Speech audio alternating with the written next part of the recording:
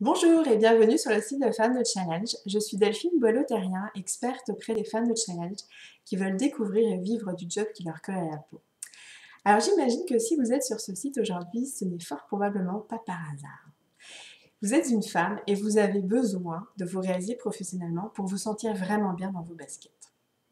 Seulement voilà, ça commence à faire un moment que vous ne vous sentez pas vous réaliser professionnellement. Vous êtes salarié et au quotidien, vous avez l'impression que ce que vous faites en fait ne vous plaît plus. Ou alors il y a peut-être une petite portion de ce que vous faites qui vous plaît. Et ça commence à devenir vraiment pénible d'aller travailler tous les jours. Et vous vous demandez s'il existe un métier qui pourrait vous convenir, qui pourrait vous passionner vraiment. Ou alors vous êtes une entrepreneur et vous êtes déjà lancé à votre compte. Vous avez déjà découvert ce qui vous passionne. Vous commencez à avoir des clients où vous en avez déjà, mais de façon pas régulière.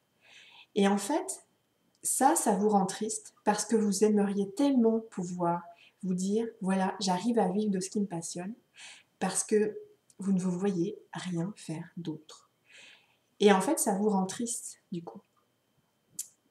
Alors, je pense que j'ai le portrait à peu près juste, parce que je vais vous expliquer brièvement mon parcours, et vous allez voir que ça va sans doute résonner pour vous. J'étais responsable ressources humaines à Paris dans une entreprise américaine, donc j'avais bien progressé pendant 6 années, et à un moment donné, eh bien, au quotidien, ça devenait vraiment difficile parce que ce que je faisais ne me plaisait plus, ou alors il y avait juste une petite portion. Et je me demandais s'il existait un métier qui pourrait me passionner. Voire, je me disais, il n'y a rien qui me passionne, c'est pas clair pour moi. À ce moment-là, j'ai rencontré mon mari qui habitait à Bruxelles. Donc rapidement, on s'est demandé où est-ce qu'on allait emménager ensemble. Et j'ai eu envie de le rejoindre à Bruxelles. Je me suis dit, voilà, il va y avoir d'autres opportunités et je vais pouvoir du coup changer d'air et trouver forcément quelque chose qui me plaît.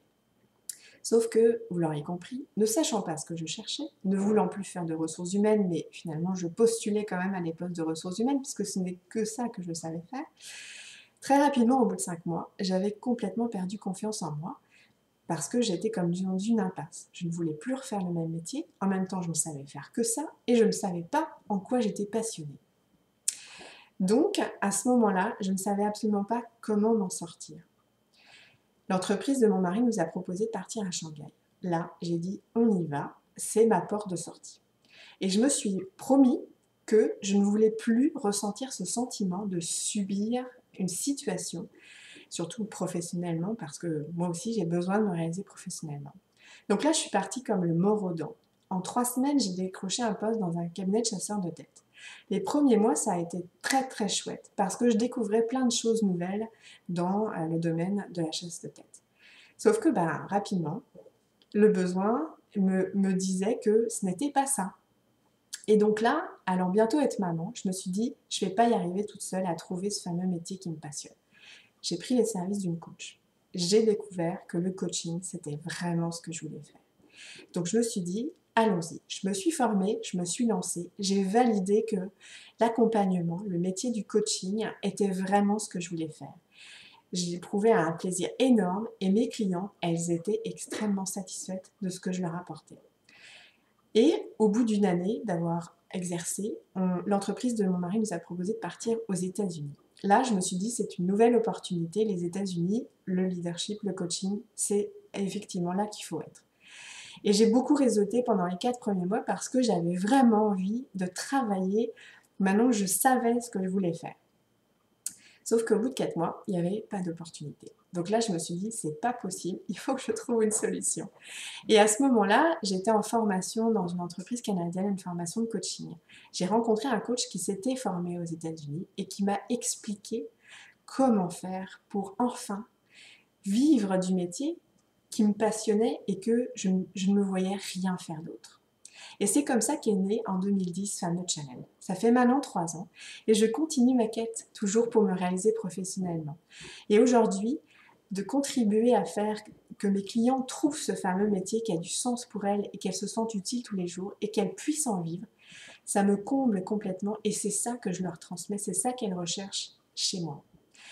Donc, si tout ceci vous a parlé, ce que je vous propose maintenant, c'est d'aller télécharger la conférence que j'ai menée il y a quelques mois où vous étiez peut-être déjà présente, qui va vous expliquer en fait les étapes, la transition de je ne sais pas quoi faire professionnellement à avoir une entreprise qui génère des revenus conséquents.